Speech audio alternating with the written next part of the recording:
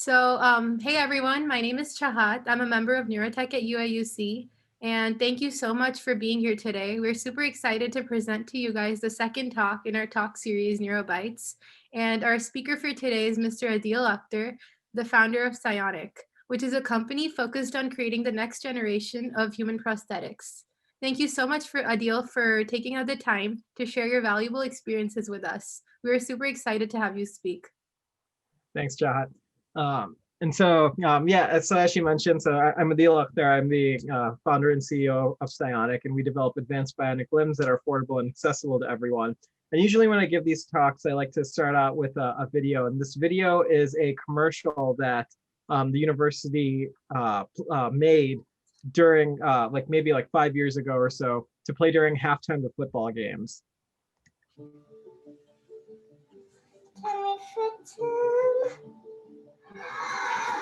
How did they do that? What did you do? Where's the English building? Could you go over that again? Hey, can I check that? When's that paper due? Can I tell you my idea? How can we make it cheaper? Do you think this will work? How'd that feel? And if you didn't notice, that was me at the end of that video there. And what I like about this video is that it highlights the journey of starting out as a young kid who's just curious about the world, all the way to building these mind-controlled bionic hands. And for me, this journey started when I was 7 years old. My parents are from Pakistan, and I was visiting Pakistan for one of the first times I can remember. And that's actually the first time that I met a person with a limb difference. And she was my age, 7, missing her right leg and living in poverty and using a broken tree branch as a crutch. And at the time I had wondered, we have the same ethnic heritage, but we have such vastly different qualities of life. And that's what inspired me to want to go into this field and develop advanced bionic limbs that were accessible and affordable for everyone. So I went to Loyola University Chicago for undergrad. And like almost all South Asian kids, especially who go to Loyola, I was pre-med. And the plan was to become a neurosurgeon or a physical medicine rehab doctor working with patients with amputations. And it wasn't until my sophomore year of undergrad that I took my first computer science class, and I realized that I absolutely loved it. And I love being able to write programs from scratch and learn all these different languages. And I wanted to figure out a way to kind of combine my interests in medicine and neuroscience and prosthetics with computer science and engineering and all that crazy cool stuff. And so this was around 2007, 2008, right down the street from Loyola in Chicago. There's a hospital that's now called the Shirley Ryan Ability Lab. It used to be known as the Rehabilitation Institute of Chicago, and it's the #1 rehabilitation hospital in the US for the last 30 years. And they had made a breakthrough, a huge breakthrough in mind-controlled bionic limbs. And so this next video shows one of the breakthroughs that they had done. So this is Amanda Kitts. She lost her left hand right above her elbow due to a motorcycle accident, and she is controlling this bionic hand just by thinking about those movements, and her muscles are twitching correspondingly. So when she thinks about making a pinch, the fingers will make a pinch, or rotating her wrist, or grabbing the tennis ball or these blocks and placing it on this wooden shelf. And this was just mind-blowing to me, right? This is exactly what I wanted to do, is the perfect mix of clinical neuroscience, computer engineering, electrical engineering, mechanical engineering. I was like, all right, this is exactly what I want to do. Now there's just one huge problem with the entire system that she's wearing in this video that you can see. It costs around $100,000. And so it turns out that there are over 10 million people with hand amputations across the US. Of those 10 million, 80% live in developing nations, and less than 3% have access to affordable prosthetic care. And so this picture of this man that you see on this slide, right? So on his right side, you see him wearing a hook. So this is a technology that hasn't changed since like the Civil War era of the United States. It's 2 steel pincers connected with a bicycle cable to your shoulders. And when you squeeze your shoulders together, the pincers will open. And then when you relax, the pincers will close. I mean, so all it can do is open and close. You have to use your shoulder to move it around. It looks like a hook, right? It doesn't even look like a hand. And we want to bring people to the 21st century, right? So on this guy's left hand is what is known as a myoelectric prosthesis. So myo meaning muscle and electric meaning, well, electric. And so this is controlled just by using his muscles. So when he tries to open and close his hand, this hand in particular will open and close correspondingly. Now, the thing is that you can get even crazier with that with hands that have like individual finger movements and everything, but those hands are super fragile. Like they break very, very easily. We've talked with hundreds of patients and clinicians. The number one thing that they complain about is that their $50,000 bionic hand is breaking because they accidentally hit it against the side of a table. They're super slow, they're super heavy, and most of all, if you lost your hand and you got one of these hands, you wouldn't be able to feel anything from it. And so we actually have a solution to every single one of those problems. And our ability hand, which is what we're calling it, has advanced muscle control that lets you do more than just open and close. You can do different gripping patterns with all 5 fingers on there. It's super strong using super low-cost material. So we can actually, the hand can take a beating, and I'll show you some stuff about that later. And then finally, it is the first hand on the market to give users sensory feedback. And so we're first going to start by talking about muscle control and how we do the muscle control. And so we do this muscle control through through something called EMG or electromyography. So you guys are all at least familiar with EKG or electrocardiography. It's like the thing you see in TV shows when they put those sensors over a patient's heart and that little monitor that goes beep, beep, beep, right? And if you die, then it flatlines and goes doo, right? So imagine those same sensors, instead of going over your heart, you place them over your muscles. So let's say like your forearm muscles. And then when you like bend your wrist, you'll see like this giant burst of neural activity that you can measure with the voltages on your skin. And then when you relax and you don't do anything and your muscles aren't firing, then you'll see kind of like a flat line. And that's what's going on in this plot that you guys can see on the screen, where on the left side, it's kind of like flat. There's not a lot of muscle activity. And then when you flex your muscle, you'll see this huge burst of muscle activity.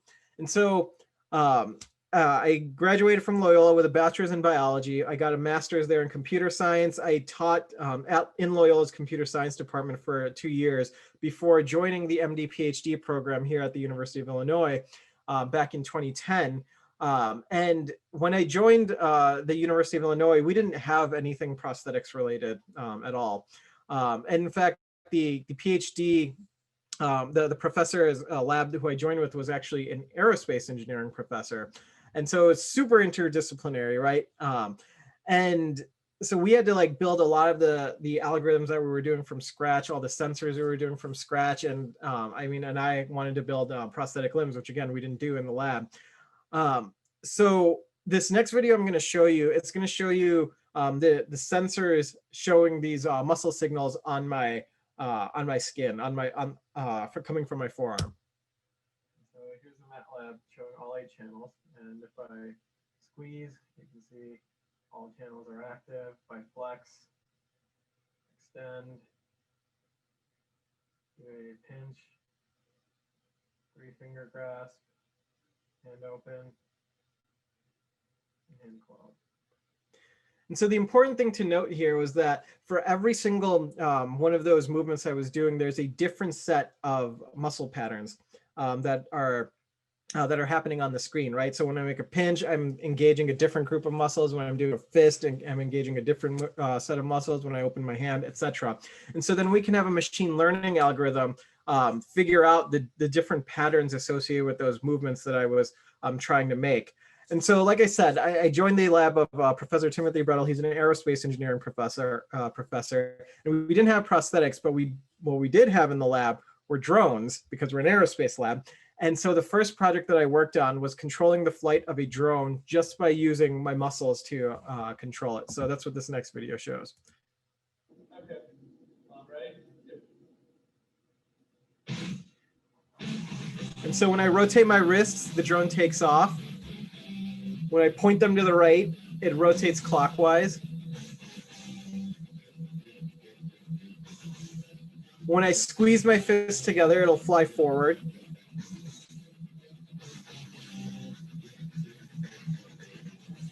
When I point my wrist to the left, it'll rotate counterclockwise.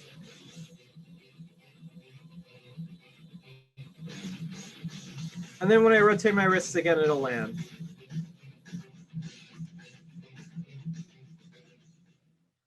And so that was just like a fun little demonstration of like what we can do with this machine learning algorithm and these different muscle patterns that we're making. I mean, and it's really cool to be able to, you know, fly a drone just by using your muscles. But what I really wanted to do was build prosthetic limbs. And so at that time, I had like established a research collaboration with the Shirley Ryan Ability Lab up in Chicago. But the thing is, they were like 2.5 hours north because they're in Chicago, right?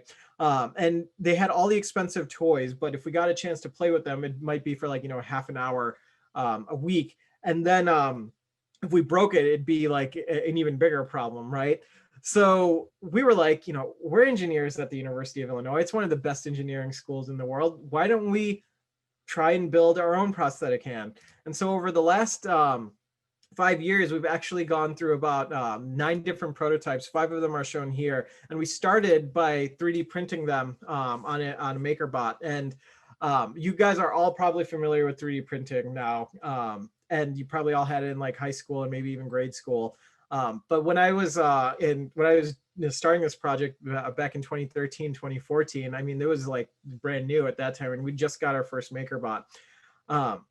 And so for the next like 10, 15 minutes, I'll be focusing on those first 2 prototypes of the hand that we make that you see on the top left here. And so in spring of 2014, we met this guy. So this is David Krupa. He's the CEO and founder of a nonprofit organization called the Range of Motion Project.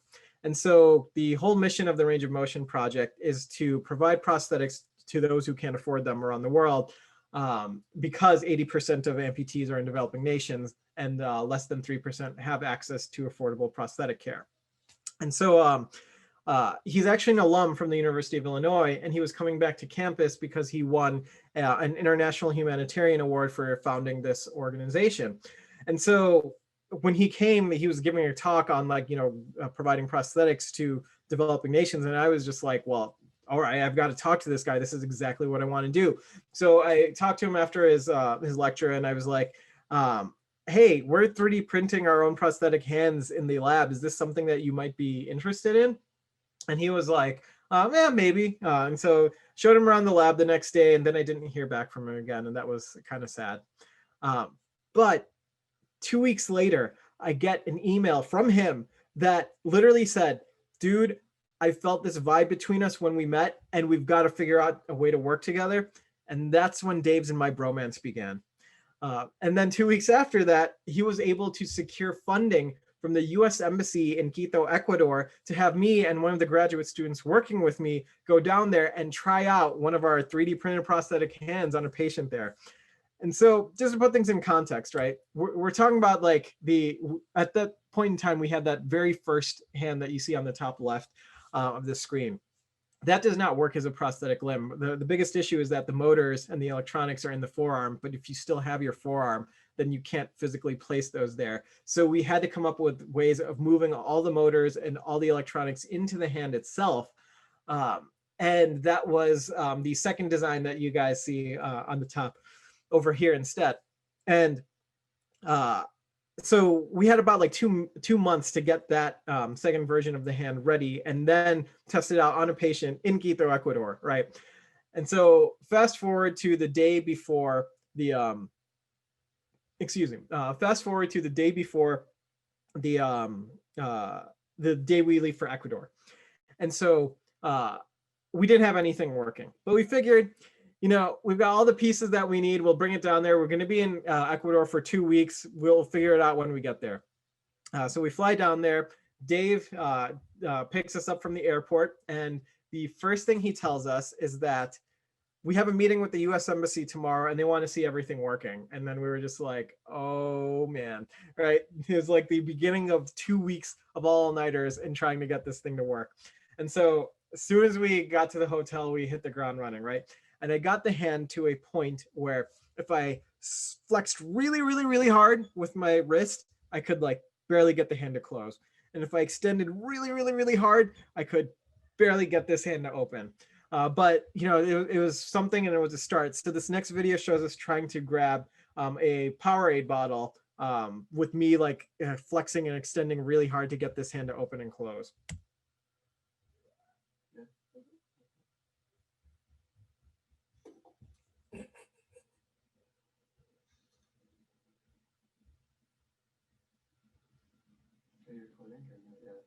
I am.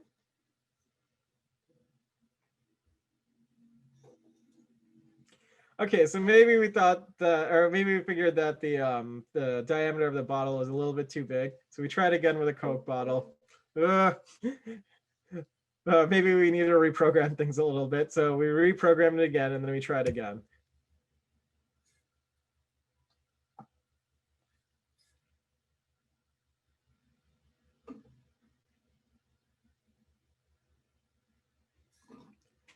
And we were successfully able to grab the bottle. And so, you know, again, this wasn't the way that was supposed to work, right? It was supposed to be like, I could easily make a pinch, I could easily make a tripod grasp or a key grasp and the hand would respond accordingly. But, you know, we had to roll with what we had. And so we had to show something to the US Embassy. So we bring this giant mess of a system over to the US Embassy and I show them this demo of me like really struggling to like open and close this hand. And they were just blown away because they'd never seen a robot in their lives, right? So they didn't know how it was actually supposed to work. They just saw that it was moving and they were like, okay, so this is incredible. When you do this with a patient next week, we're thinking that we're gonna send out like 3 newspapers and 2 news crews to come cover the event. And we were just like, okay, the bar is set super high now, right? We've barely got this working on me. We've never tried it on a patient before, right?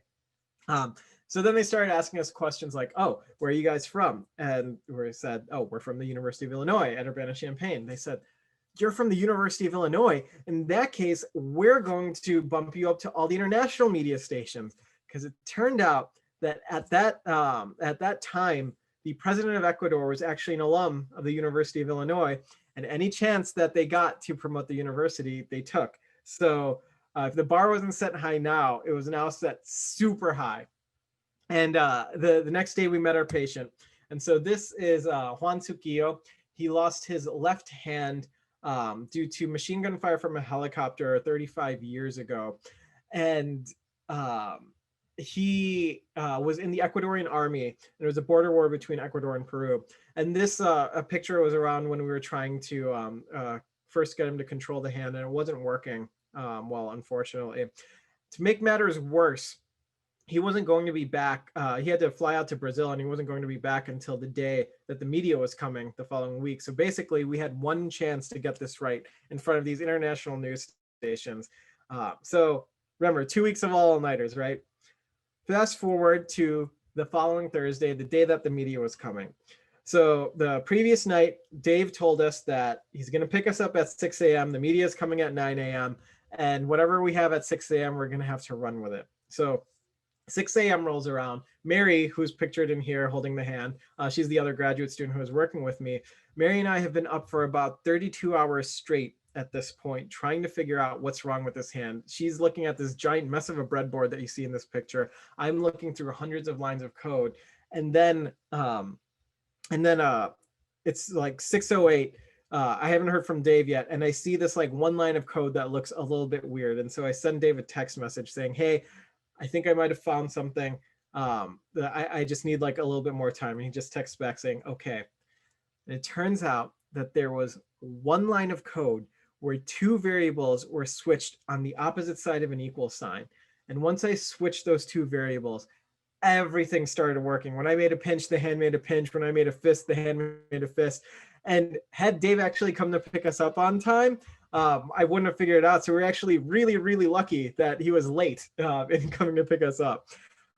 But it's one thing for the hand to work on me, it's another thing for it to work on a person with an amputation.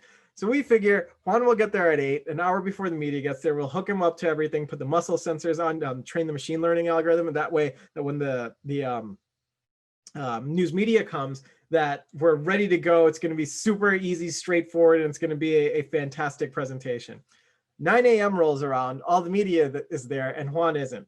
Juan doesn't get there until 10 a.m. So again, we're in a situation where it's like we've only got one chance to get this right, and we've never done this on a patient before, right?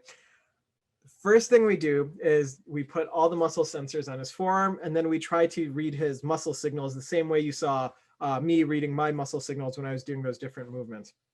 And so we did that, and every single channel was dead. We was flatlining. We couldn't read anything. And we were just like, how is this possible? This was just working on me. And so Mary and I, we go into debug mode while Juan and Dave are just trying to stall with the media, telling the backstory of Romp and how Juan lost his hand just to buy us enough time to figure out what's wrong with this system. And so this giant mess of a breadboard that you see in this picture, we checked the voltage on it and we noticed that the numbers were inaccurate. And when the numbers are off like that, what it usually means is that there's something wrong with your power supply.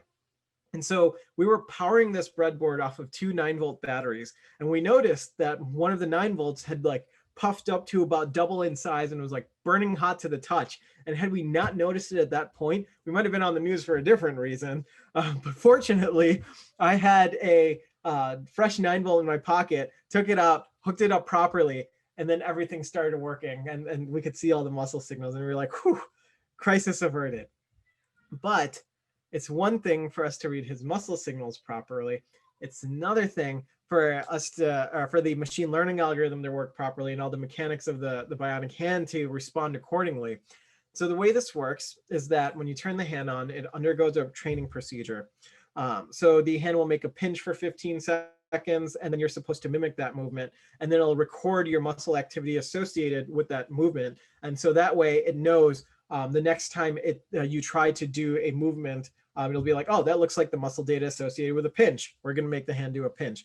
So you hold a pinch for 15 seconds, you hold a fist for 15 seconds, like a key grasp for 15 seconds, a tripod grasp for 15 seconds, hand open for 15 seconds. Then the machine learning algorithm builds. And then like after that 2-minute training procedure, the hand opens up and it's ready for you to control. So we turn the hand on. Juan undergoes the training procedure. He's trying to make a pinch with his left hand. He's trying to make a fist with his left hand, hand open, a key grasp. Then the hand opens up and I ask him to close it and nothing happens. And we're just like, oh my goodness, what else could go wrong at this point, right? And this was completely serendipitous as well. And so I happen to be Muslim, and Juan happens to be the leader of all the Muslims in Ecuador. And there aren't that many Muslims in Ecuador. So the chances that I happen to be working with a patient who happens to be the leader of all the Muslims in Ecuador is like slim to none. And we had no idea about this ahead of time until like I was already down there and we had met and he was a good candidate for this. And so we eventually learned that we were both Muslim. And so he turns to me and he's like, Bismillah, say Bismillah. And so for those of you who don't know, Bismillah is something that Muslims just say before they start anything. It's just invoking the name of God. And so I'm just like, Bismillah, okay, Bismillah. And so I hit the reset button on the microcontroller. The training procedure starts over again, where it makes a pinch. He holds a pinch for 15 seconds. He holds a fist for 15 seconds, hand open, a key grasp. The hand opens back up. And this time I ask him to close it and the hand closes. And the media comes rushing around the table and just, asking him how it feels to be like moving this hand. And I just take a step back and a huge sigh of relief. And I'm thinking in my head, you are a man of God. And so this next video is one of those international media stations that was covering the event of that day. Oh, hold on. Let's try that again. There we go. Es el primer beneficiado de una prótesis de mano con ayuda en su financiamiento. El programa es realizado por jóvenes de la Universidad de Illinois en Estados Unidos. Juan Suquillo es excomandante de guerra. Fue así como perdió parte de su brazo. Esto han pasado más de 30 años. Varios miembros de mi pelotón sufrieron heridas y la particularmente la mía, me cobró el brazo izquierdo. Gracias al avance de la tecnología, hoy puede acceder a una prótesis. Parte de mí ha vuelto. Ha vuelto. Jóvenes ingeniosos y con un gran empeño por ayudar al próximo más necesitado han desarrollado una prótesis de brazo mioeléctrico con la posibilidad de retroalimentación sensorial, es decir, sentir como una mano de verdad. So a couple of things I want to point out, right? First, this hand that you see in this picture right here, it's like 3 times the size of a normal human hand. It's got wires plugged in like everywhere, going everywhere, like plugging into a breadboard, plugging into my laptop, plugging into 2 MacBooks, plugging into a power supply, plugging on the wall, right? Despite that, Juan said that he felt as though a part of him had come back. He hadn't been able to make a pinch with his left hand for 35 years. In fact, we had to retrain his brain in order to remember how to make a pinch by placing a mirror in front of his amputated limb that reflected his intact right limb and tricking his brain into thinking that it was still there. And so for him to say that he felt as though a part of him had come back, that's when I realized that if this just stays in academia, this just ends up in a journal paper somewhere, and that's the end of it. If we want everyone to feel the exact same way that Juan did, the only way we could do that was to commercialize the technology and start a company. And so that's when PSYONIC was born. So we came back to the US. In 2015, we entered the COZAD New Venture competition at the University of Illinois. We won that. 2016, I won the Illinois Innovation Prize. Then we've won actually $1.2 million in grants from the National Science Foundation over the last couple of years. And then last year, we actually released to market in a limited release in the Midwest, the FDA registered version of our hand that's covered by Medicare called the Ability Hand. And so you go from this picture, right, where it's like this giant mess of a thing, to this. And so this is retired U.S. Army Sergeant Garrett Anderson, who's local to this area, doing push-ups for one of the first times since his Army days. You can grab like a 50-pound kettlebell with no problems. We've had other patients who are able to do other activities of daily living, like close their laptop screen, or one of our patients up in Chicago, she was able to feed her granddaughter for the first time by using the Ability Hand. And it's just night and day from like where we were with that first prototype to where we're at with the hand now. And so this is the Ability Hand here. And so it's got a bunch of features on here, but rather than like show you guys this picture, I'll show you guys live. So I'm going to stop sharing my screen for just a second. And are you guys able to see me with the hand that I'm holding over here? Yeah, we can see it. Great. All 5 fingers flex and extend. The thumb rotates as well. It's got Bluetooth on it. So I am going to control it from my phone. And so, you know, there's an app for it, right? There's an app for everything these days, including bionic hands. It's on Android and iOS. And so, like I said, all 5 fingers flex and extend. It's actually the fastest bionic hand on the market. The open and close time of a finger is 200 milliseconds. So it's like faster than the blink of an eye, which is 300 milliseconds. And it's pretty cool on that front. So you can do different movements too. So here's like a key grasp, for example, or if you want to give someone a thumbs up. You can do like here's a pinch, for example. Here's a tripod grasp. If you're at a rock concert, you can rock on. And you can even do individual finger movements too. So here's like here's pointing with your index finger. You can point with other fingers too, like your middle finger if you wanted to as well. It's actually one of the top requested features from many of our patients and investors. And so other things about this is the fingers themselves are flexible and compliant, so I can like smash this thing and it survives the impact. This is actual carbon fiber that's on here, so it's super light and super strong. And it's actually lighter than an average adult human hand. The weight of an average adult human hand is 500 grams. This is about 484 grams. And it's waterproof up to the wrist. So if you get it dirty, we literally just take it to the sink and we just rinse it off.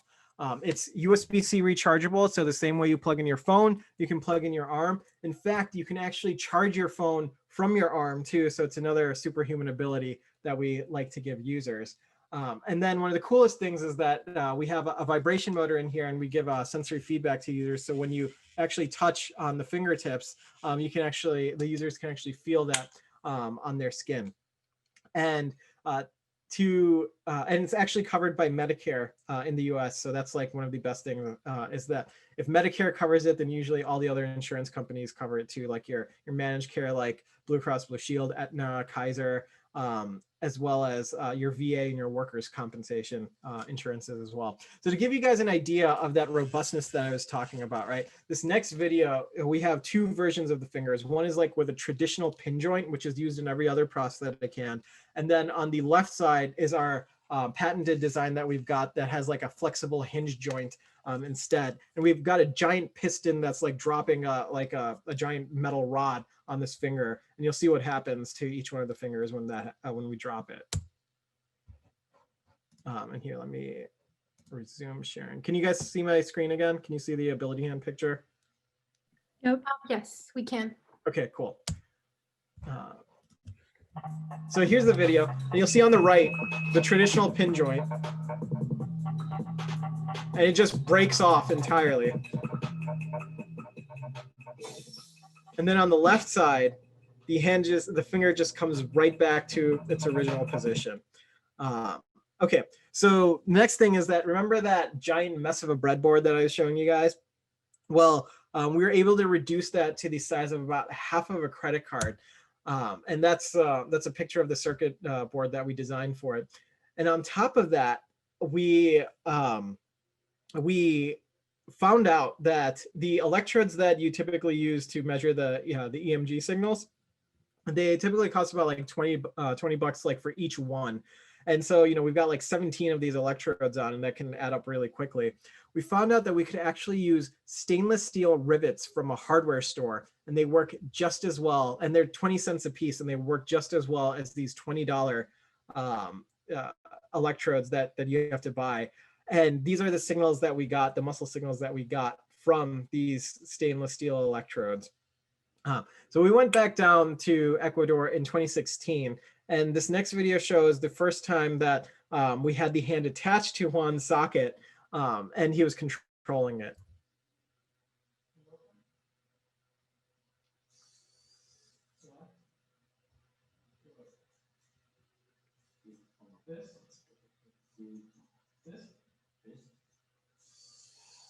Yes. All right. And you can tell we're all pretty excited that we got it working. And so then we went back down again in 2017, or it was either 2016 or 2017. And this time we brought the hand outside of the lab, and he was doing activities of daily living, like actually going to like the grocery store and like picking out fruit. And that's what this video shows. This is it. We know, we can feel it, like the inevitability of it. We can just feel it in our bones. Every day we get up and there's just another development. And it's because it is right now, like this is the nexus of change, where prosthetics of tomorrow are going to change thousands and thousands of people's lives. Finally.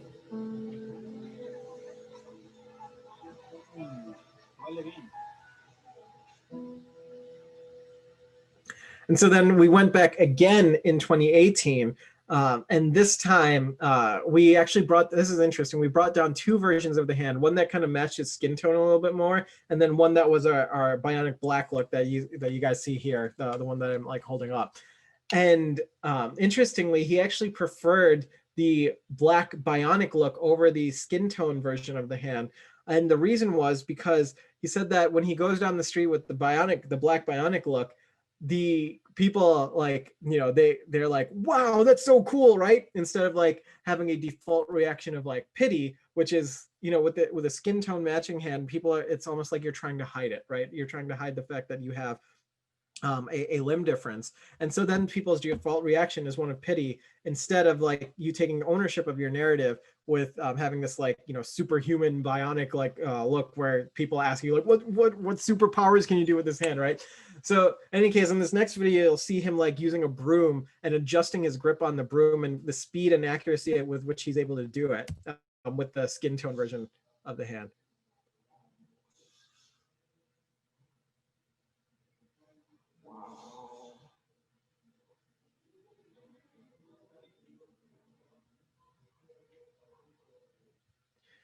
And so we went, of course, the first thing that he actually wanted to do when we went down there was actually drive his car. And we were just like, are you kidding, right? And so to put things in context, his car, it's stick shift. So his right hand, which is intact, has to stay on the stick while his bionic hand is on the wheel. And on top of that, he doesn't have any power steering at all. So if, you know, something goes wrong with the hand, we're in the middle of like downtown Quito, like in the middle of traffic, and we'd be screwed.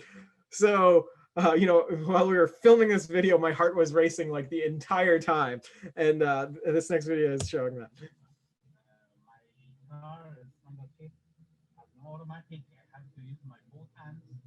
So while my right hand is using the stick shift, the left prosthetic arm is being used for holding the wheels.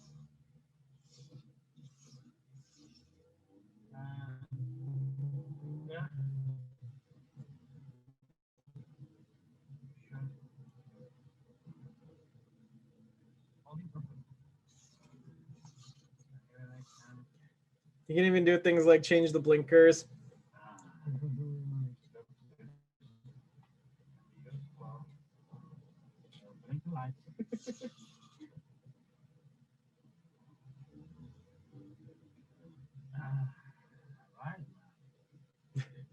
And he's able to get in traffic like it's no problem at all.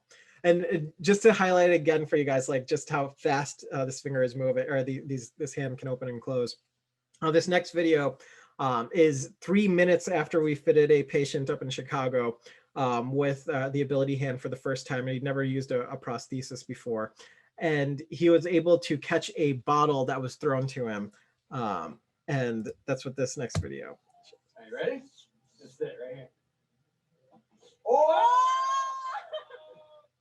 So you can imagine us like, you know, doing like a bunch of like bottle flip tricks and like, you know, just catching the bottle, like a bottle with the ability hand. And so that's one of the videos that we're going to be making pretty soon, is just like catching the bottle like in crazy ways. Okay, so one of the things that we haven't touched on yet is touch, and how do we give that back to users? And so the way we're currently doing it is through these tiny barometric pressure sensors that you see on the screen over here. So typically these measure air pressure, and they're in all of your guys' cell phones, all of your guys' GPS devices. And they're like, you know, a couple bucks a piece.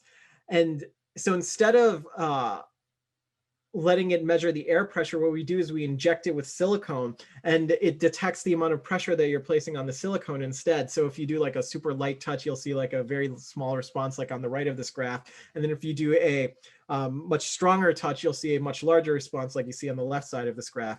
And so one of the areas of research that we've been looking into is how can you relay this information back to the user? And so one of the ways we do that is through electrical stimulation on your skin. And so we can actually place 2 electrodes on your skin, and instead of measuring the voltage coming from your muscles, we can send current to stimulate the sensory nerves, and then we can actually make it feel like different things like light touch, strong touch, pressure, vibration, and even pain. And an active line of research that we're working on right now is how can we make it consistently feel like a pressure every time you touch the ends of the fingertips. And so this next video that we're going to show is the first time that we ever hooked up Juan to the sensory feedback on our hand. Now you still don't feel anything at all? No. Okay. How about when I push the button? And so I'm going to tap on it rapidly. Do you feel all the different taps I'm making right now? Yeah. Okay, so I want you to do this. Can you close your eyes for me? I want you to tell me when I'm actually touching the finger, okay? Okay. Yes. Yes. Yes.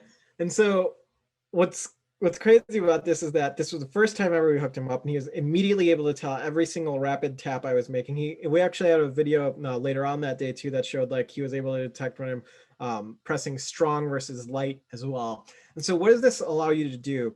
This allows you to do really fine manipulation of delicate objects. And so this next video shows an 80-year-old triple amputee in Chicago who was grasping a hollow eggshell while blindfolded without cracking it on his first try. And he's able to lift it up and put it back without cracking it because of the sensory feedback that he's receiving and the pressure sensors that are in the fingertips. And just for kicks, just to show you like, how we're building superhumans, this is Sergeant Anderson doing 360 degrees of wrist rotation just by using his muscles. So again, we made him superhuman. So a lot of the pictures and videos that you've seen throughout this presentation are part of a Legendary Pictures documentary. So Legendary Pictures is a studio that did like Jurassic World and The Dark Knight. And it's actually available to watch on Amazon and Roku. It's called Make It Work. We're episode 4, which is called The Launch. And it's like a 30-minute documentary that if you've got Amazon Prime or if you've got Roku, you can watch for free. And yeah, with that, I'd be happy to take any questions that you guys might have. Thank you.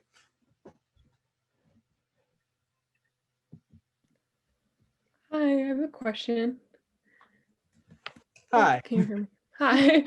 That was super cool. Like, that was awesome. Thank you for presenting. I have a question. If there's any way, I saw that you guys were manufacturing in Champaign. Mm-hmm. Obviously we go to school in Champaign. Is there any way to like keep involved with like what's going on and like anyway, because this stuff is just super cool, especially the touch, like that whole thing. Oh my gosh. So just let me know. Yeah, absolutely. Absolutely. Okay. So you guys can all feel free to send me an email. So it's just, you can do it at info@psionic.co. It goes to me as well. Or you can do Akhtar@psionic.co. Info is easier to remember, but it all just ends up going to me. If you go to our website too, there's like a contact form that also emails info@psionic.co. Also, we're on Facebook, we're on Twitter, we're on LinkedIn. You can find me there. Feel free to add me there as well. And I'm pretty responsive on that stuff. And so one of the cool things as well is that we're prepping for like a nationwide launch of the hand like early next year. And so like we have a series of like really fun, cool YouTube videos that we want to make where like we've actually had a patient like martial arts style, like break a board with the hand. And this shows just like, how robust this hand actually is. And so we want to make that go viral. We've got another one we're going to do like an arm wrestling competition with one of our patients. And it's just going to be like a really fun and exciting time as we like roll this hand out there. So yeah, definitely feel free to reach out to me via email or Facebook and LinkedIn and all that stuff. Like, yeah. Awesome. Thank you so much. Absolutely. Yeah, I had another question too. Like this is honestly like one of the coolest things I've seen too. Like I didn't think like we could be at this level yet, you know what I mean? Like 2020. But my question was like with a touch, at least from like the way I was looking at it, like is there a way to tell, or I don't know if you can do this yet, but in the future, can you possibly tell like what fingers are touched, or is it more just if there's like touch, it's just light or high touch pressure? Yeah. So, okay. So the way by the way, there is something I wanted to add to Holly's question. So before what I used to say is that, because we're in Champaign, like, everyone just can drop by and I'd be happy to give you guys a tour, but COVID. So hopefully when we're all vaccinated, like feel free to reach out to me and I'd be happy to give you guys a tour of the lab and everything too. Like we're located in Research Park. So it's like on the south end of campus, right by State Farm Center. Okay. So Sahil, your question was about the touch and whether you can actually feel it from individual fingers. So right now, the way that we've got the hand set up is that there's a single vibration motor, and then like anything that you touch always just vibrates that one vibration motor. So that was the easiest solution. We wanted to get something out to market really quickly. And a vibration motor, also, you don't need FDA approval for getting a vibration motor. It's the same thing on your phone, right? The electrotactile stimulation stuff, you have to go through a little bit more of it's like an FDA class 2 device. So we have to like submit something called like a 510K. Basically, it's like a 6 to 8 month approval process that we have to go through in order to get that stuff out. With that stuff, we could place multiple sensor like electrodes on your skin corresponding to different fingers, for example. But there's only so much real estate that's available on your skin, so you can't place that many electrodes there, right? We are also collaborating with a team out in UPitt, a group of researchers out at the University of Pittsburgh, where they're doing implanted electrodes. So these are both cortically implanted, so kind of like Neuralink, Elon Musk style, but they've been doing it for like way longer than them. As well as spinal cord implants. So like basically either in the CNS on the spinal cord or where the peripheral nerves start when they branch out from your spinal cord. And with that level, then you can specify like individual fingers. So like when you touch here, you can stimulate their nerve and it'll feel like it's actually coming from their like phantom like digit, right? Now, to be honest, that technology is probably at least 5 years out because of all like the clinical trials you have to go through, especially with an implanted invasive device. That's like a class 3 FDA device that has to go through like a ton of regulations, which is one of the reasons we wanted to get something out there. So we're like, okay, we can just do surface, like the vibration and surface stimulation. That's easy to get out there. And then in the meantime, work with these researchers who are doing like this invasive stuff so that our hand is built for both of those systems and it's ready to go for the future. Yeah. Oh yeah, I think that answered it. It's actually pretty cool that you can like insert into the spine. Like I didn't think of that, but that makes sense. Like it could actually work.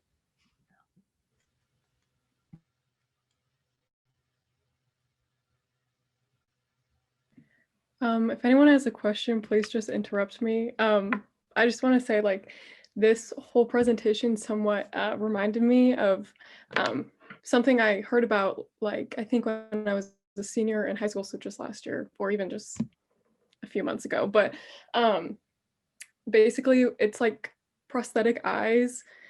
So when people go blind and their eyes don't work, but in their brain there's still like they still have the I guess hardware to like perceive information, and they were just like working on stuff to use cameras to like replace the eye. And with the touch stuff that you were talking about with like the nerve endings, it just really, it's very similar stuff that's like super cool to me. So I just wanted to, this is awesome, thank you. Yeah, absolutely. And it's basically, it is similar in the sense that we're tapping into like the remnants of the sensory system that's already there, right? So for your eye, it's like your retina is still there. And so all your optic nerve and your optic tract that connect to it are still intact. And so you just have to like tap into that and figure out how to use it. And we're kind of doing the same thing with like with touch feedback, right? So it's almost like you're like hacking the sensory feedback systems that are already there, except it's just coming from a device that's foreign to you.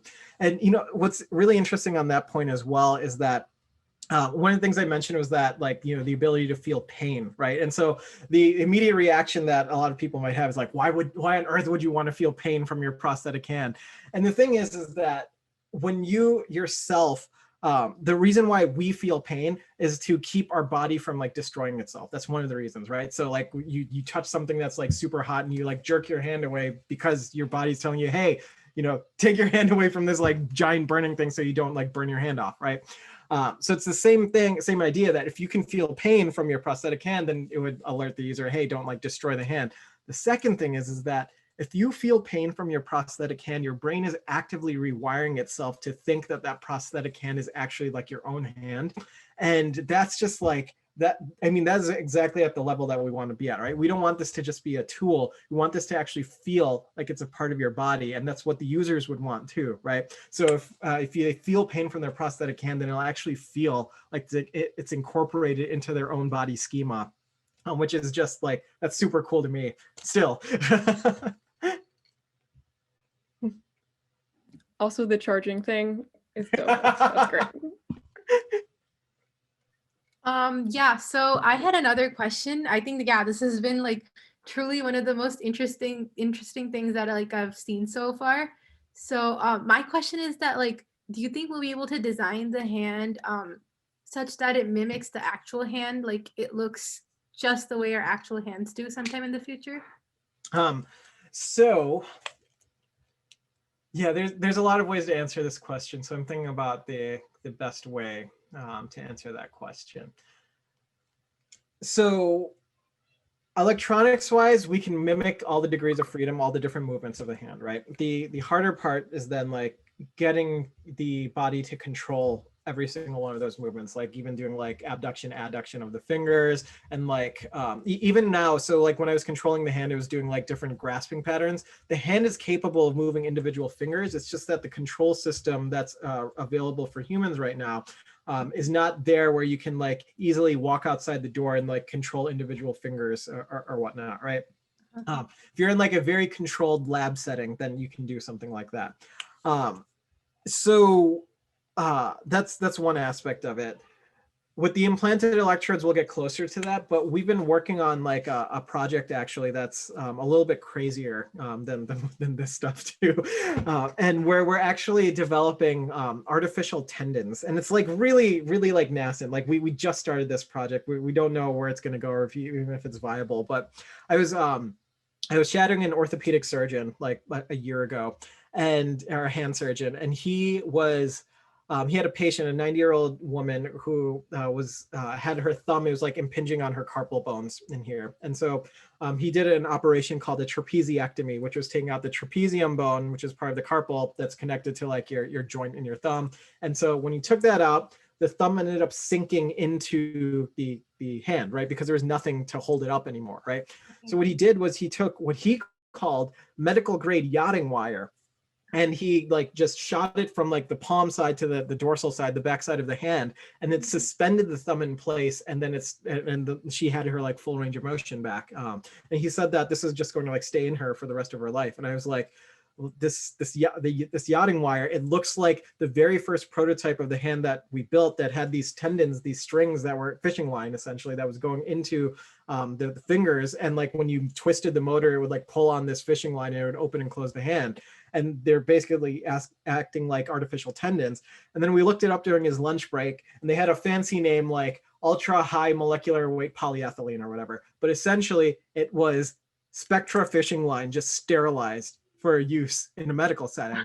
And the thing is, like over the last 5 years, there's been this huge push towards something called osseointegration. So the way that this hand attaches to humans right now, so there's like this socket, and then you'll put your residual limb in this socket, and then you record everything from like the surface of your skin, right? With osseointegration, instead of like you putting your residual limb in a socket, the surgeons will drill a hole into your bone, and then they'll have like an abutment that actually comes out of your skin, and you attach the socket directly to that titanium abutment that's like outside of your skin. And it's basically attached to your bones. And so this has been primarily done for people with above knee amputations, so lower limbs. And so when they walk, like there's a patient in Central Illinois who has this. I think she's like one of the few in the entire United States. And when she's wearing pants, you can't even tell like that she has an amputation because her gait is just so normal.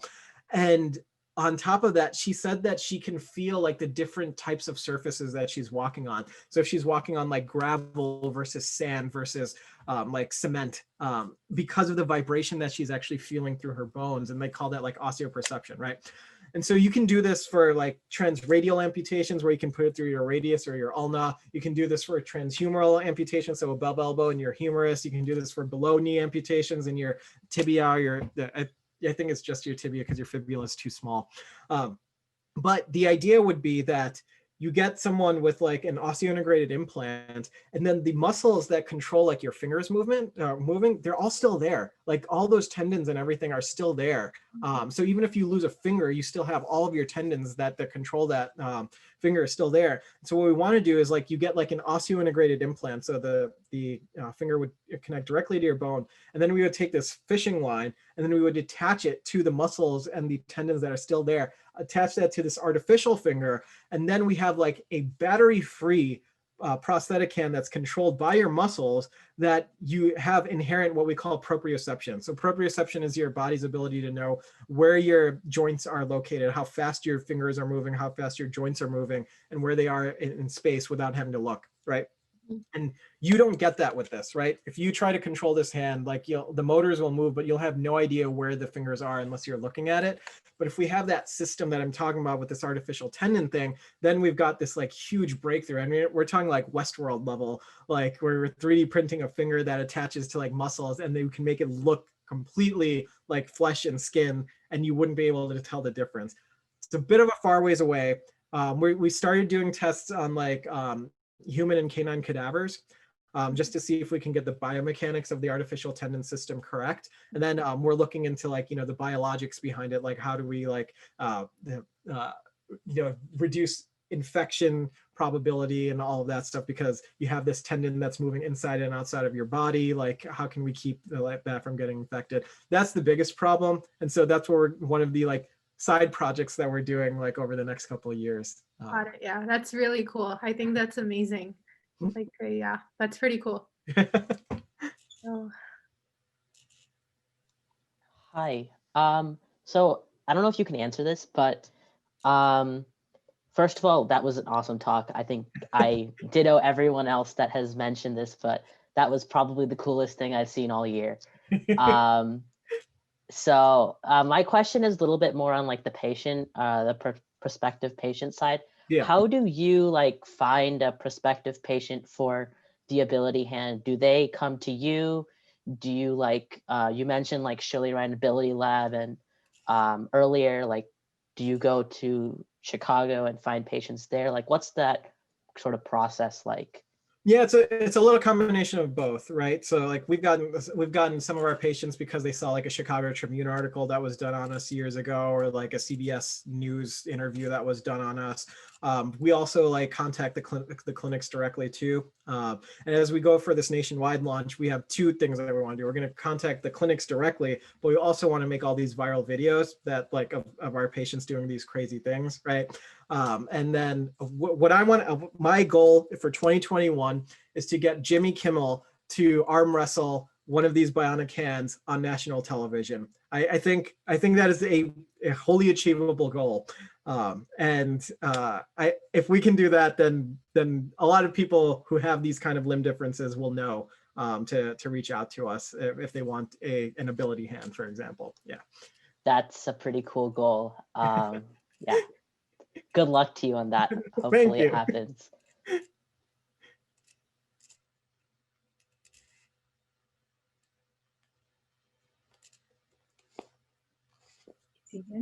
Have you expanded to maybe if someone's maybe not missing their hand, but maybe just missing a single finger?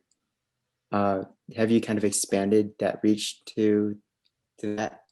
Yeah, so the artificial tendon thing, we're thinking in particular for individual finger loss. So the thing is that we could adapt like, so the motor sits here, so you'd have kind of like a long finger. We could adapt so the motor's like in the finger itself, and then you can have a solution that way. But regardless, like if you're missing a finger and you want a solution like that, you would still have to wear this like giant glove that goes over your skin, and then you usually have to wear a battery pack that goes over your wrist.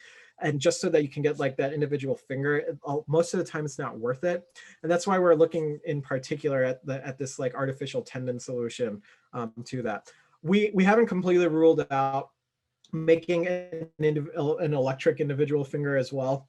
But that being said, right now our focus has been like, let's get this hand finished. And then before we move on to like other things like digits or elbows or knees and ankles even. That's pretty cool regardless.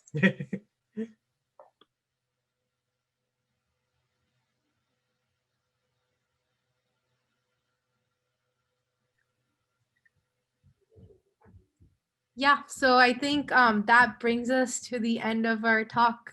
Thank you so much for being here today. I think that was really, really cool. Like, I don't think we can stress it enough, like how cool this talk was today. Thank you guys for having me. It was my pleasure. Yeah. Sohail, do you have anything to say? Yeah, so just a closing, I know some of you guys here aren't from the NeuroTech Club. So if you were interested in a talk like this and also want to learn about some more things about what our club does, just go to our website or email one of us and we can reach out to you with any questions you may have. Other than that, I just want to say again, like, this is honestly one of like the best things I've ever seen. Like, it's really cool. So just And thank you again, for taking your time. Yeah. feel free to reach out to me. I'd be happy to chat with each one of you guys, and follow us on Facebook and LinkedIn, and spread the word too. Like, especially as we get this nationwide launch out, we're gonna have a lot of fun stuff. And as COVID dies down, you feel free to reach out to me about coming to the lab too. We do potentially have some student internships available next semester too. So if that is something that you're interested in, reach out to me. I'm not like 100% certain on the details on that just yet. But as the semester gets closer to starting, if that's something you guys are interested in, feel free to hit me up about that as well. Yeah, for sure. Yep. Thank you so much. This was awesome. Take care. Yeah. Hope to see you guys on Jimmy Kimmel one day. Yeah.